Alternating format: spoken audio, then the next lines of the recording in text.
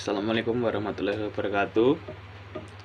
Halo semuanya, perkenalkan saya Widya Jati Pamungkas sebagai pembicara pada pertemuan kali ini.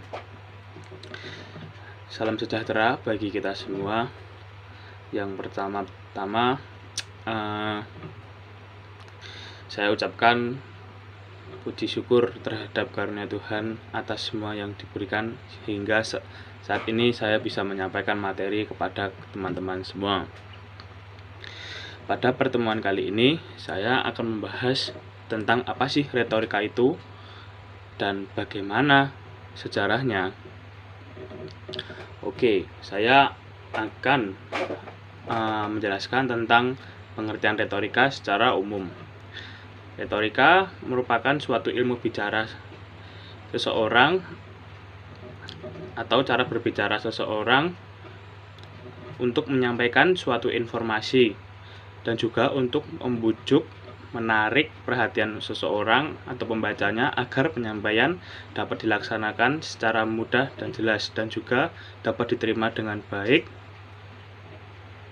dan dapat bermanfaat bagi pembacanya. Selanjutnya, dalam retorika juga memiliki perkembangan dalam sejarahnya. Pada saat ini saya akan membahas tentang retorika pada zaman Yunani kuno. Pada zaman Yunani kuno, retorika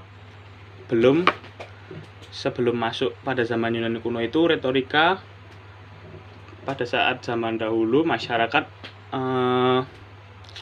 sangat dikekang atau sangat menginginkan kebebasan, dan kebebasan itu termasuk dalam kebebasan berbicara, kebebasan dalam berbicara atau mengembangkan pendapat seseorang untuk berbicara.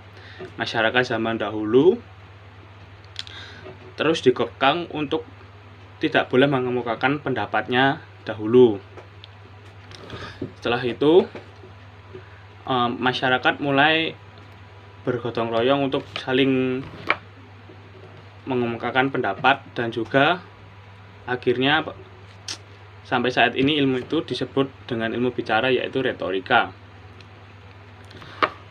Oleh karena itu, pada zaman Yunani kuno, retorika pertama kali itu dikembangkan di negara Yunani. Pada saat itu, ilmu berbicara sering disebut dengan tekne retorika.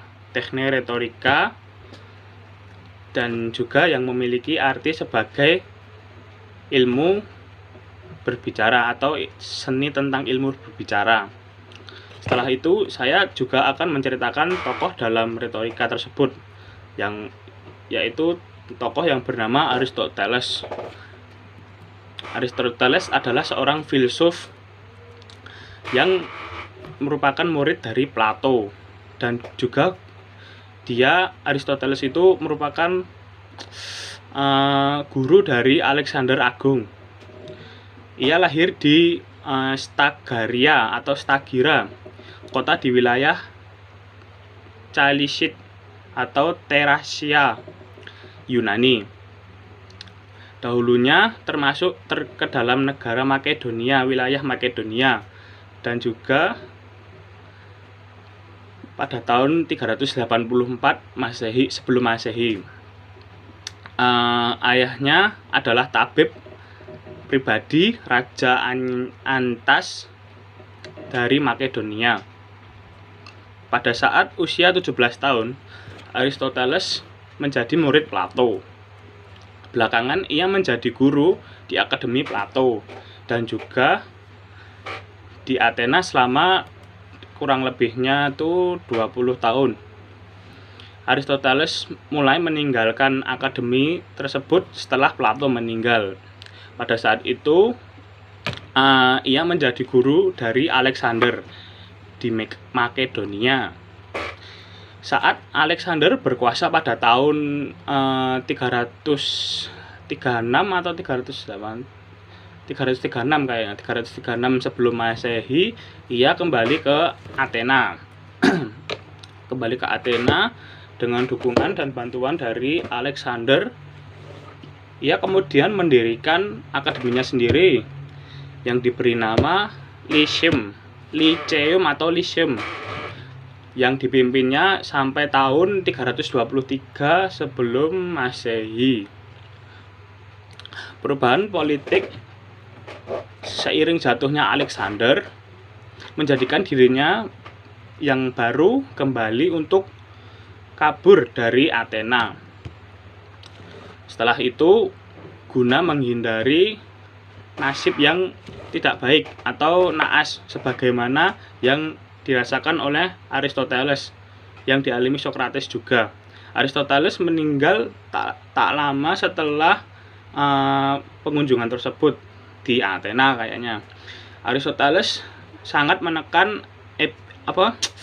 empirisme atau untuk menekankan pengetahuan yang terdalam. Akhirnya pada masa kejayaan ilmu retorika dan Romawi yang hingga sekarang retorika Yunani menjadi sejarah yang banyak diceritakan oleh seorang pengajar dan juga menjadi bidang ilmu yang dapat diajarkan oleh generasi muda yang dapat memimpin bangsa. Jadi kesimpulannya bahwa dari pembicaraan saya itu, retorika juga merupakan suatu ilmu berbicara seseorang dalam menyampaikan informasi, juga untuk membujuk, juga dapat menarik perhatian seseorang, serta yang mendengarkan pesan yang disampaikan itu dapat bermanfaat. Baik, itulah pembahasan saya tentang retorika Yunani kuno. Itulah cukup sedikit dari saya. Semoga bermanfaat. Assalamualaikum warahmatullahi wabarakatuh.